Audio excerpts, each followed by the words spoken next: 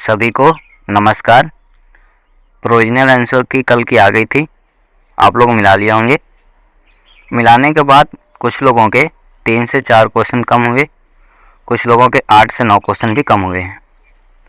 तो जो provisional answer की है, इसमें किसी भी क्वेश्चन पर अगर आपको डाउट है, आपको ऑब्जेक्शन करना है, क्लेम करना है, तो उसके लिए 12 तारीख आखिरी डेट है, आप आराम से कर लीजिए। हाँ, इन्होंने हर क्वेश्चन का 100 रुपये चार्ज रखा है, इसलिए 2 3 4 5 अगर फ्रेंड हैं आपस में बात कर लीजिए कि इस क्वेश्चन कौन सा क्वेश्चन है जिस पे क्लेम करने लायक है, उसका आपने कहाँ से पढ़ा है। अगर गूगल से पढ़ा है, किसी बुक से पढ़ा है या फिर किसी और साधन से पढ़ा है, तो आप उसको देख लीजिए एक बार और उसी के साथ उसको फाइल को अपलोड कर दीजिए। और यह ध्यान रखिएगा कि एक ही क्वेश्चन पे कई लोग मना कर दीजिएगा 3-4 लोग आपस में मिलकर करिएगा, ताकि ऐसे आप लोगों का पैसा भी बचेगा। बहुत से लड़कियां हैं जो घबराई हुई हैं कि मेरे 5-6 क्वेश्चन कम हो रहे हैं, मेरे 8-9 क्वेश्चन कम हो जा रहे हैं। तो घबराइए नहीं, अभी फाइनल आंसर की जब आएगी 12 के बाद, जब भी आएगी फाइनल आंसर की, तो उसमें मेरे हिसाब से 3 या 4 ही क्वेश्चन ऐसे हैं जो चेंज होंगे, बाकी और सारे क्वेश्चन सही हैं। तो आप लोग घबराइए नहीं, आराम से पहले मिला लीजिए, उसके बाद जो भी हो आराम से अपना क्लेम कर लीजिए। अगर देखा जाए जो भी आंसर की आई है, उस आधार पे जो 3-4 क्वेश्चन कम हुए हैं, उस आधार पर अगर कट ऑफ देखेंगे, तो जो मैंने पुराना वीडियो बनाया है कट ऑफ वाला कि डीवी कट ऑफ और फाइनल कट ऑफ में कितना क्वेश्चन का अंतर रहेगा, तो वो और कम हो जाएगा, क्योंकि 3-4 क्वेश्चन तो सभी के कम हुए हैं और किसी किसी के तो 8-9 क्वेश्चन कम हुए हैं।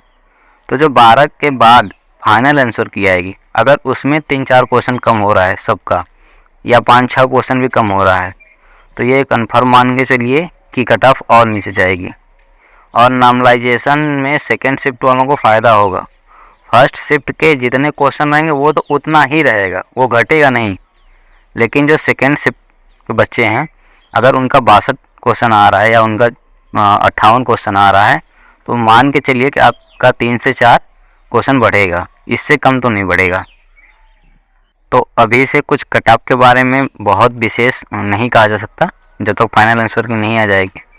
तो हम यही सोचेंगे कि फाइनल आंसर की एक बार आ जाए, उसमें देख लिया जाए कितना क्वेश्चन घट रहा है या कितना क्वेश्चन नॉर्मलाइजेशन के बाद कितना क्वेश्चन बढ़ेगा, उस हिसाब से देख लेते हैं। जो आंसर की आई है, अगर उसके आधार पर देखें तो कट ऑफ में और 3-4 क्वेश्चन कम होंगे, क्योंकि ये 3-4 क्वेश्चन को ही टारगेट करके चेंज करेंगे।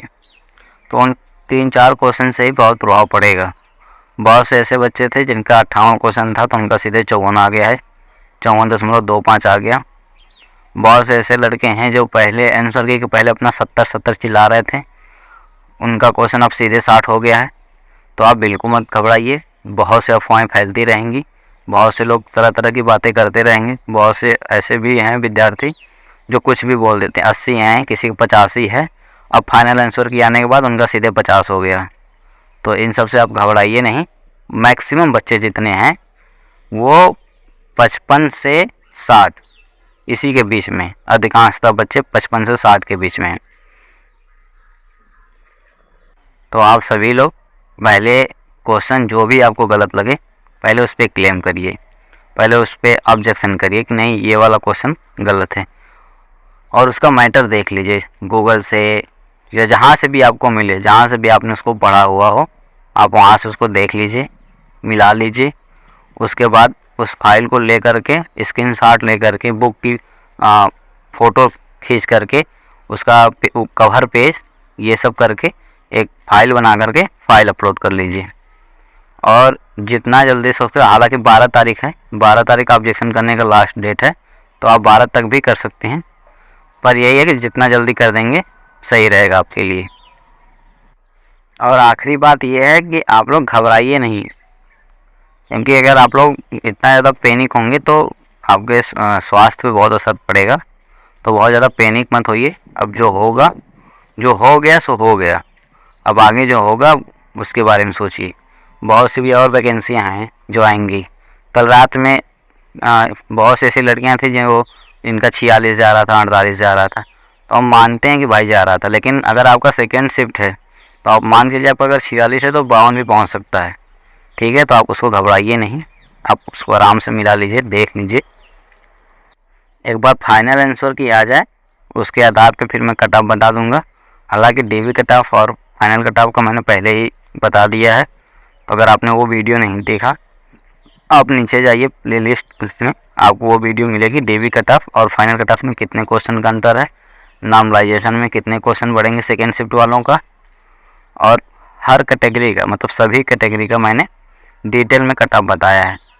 और मैं 12 तारीख के बाद जब भी फाइनल आंसर की आएगी, अगर उसमें मैं देखूंगा कि इतने क्वेश्चन चेंज हुए हैं, उस आधार पे फिर से फाइनल कट ऑफ क्या होगी सिलेक्शन का, और डीवी कट ऑफ क्या है, कितने लोगों को बुलाएंगे ये लोग, उस आधार पे एक अच्छा सा वीडियो थोड़ा सा लॉन्ग में रहेगा उसको डाल दूँगा, ताकि आप लोगों को और फ़ायदा हो सके, आप लोग अच्छे से जान सके कि नहीं हाँ इतना जाएगा। और मुझे तो लग रहा है, मेरा पर्सनल ये व्यू है कि अगर 3 से 4 क्वेश्चन कम हुए सभी के, तब तो कट ऑफ और नीचे जाएगी, क्योंकि 35,000 बच्चे लगभग पेपर दिए हैं। तो 35,000 बच्चों में से अगर देखा जाए तो उनको 8,000 बच्चों को लेना है, 8100 लगभग डीवी के लिए, तो बचेंगे कितना ही। बहुत ऐसे बच्चे हैं जिनका मतलब देखा जाए तो वही 55 है, 52 से 60 देखा जाए तो इतने में ही सभी लोग हैं, तो कट ऑफ और नीचे जाएगी। ठीक है, तो अभी आ जाने दीजिए फाइनल आंसर की, फाइनल आंसर की का वेट कर लीजिए। 12 के बाद जब भी आएगा तो उसमें अगर जितने क्वेश्चन का हेर फेर होगा उसी आधार पे हम आप लोगों को एक अच्छा सा कट ऑफ की वीडियो अपलोड कर देंगे, जिससे आपको बहुत हेल्प मिलेगी। ठीक है, अगर वीडियो अच्छा लगा हो, आपको जेन्युइन वीडियो लगा हो, तो प्लीज़ सब्सक्राइब कर लीजिएगा और अपने दोस्तों को भी शेयर करिएगा। आपका धन्यवाद, बहुत बहुत धन्यवाद आपका।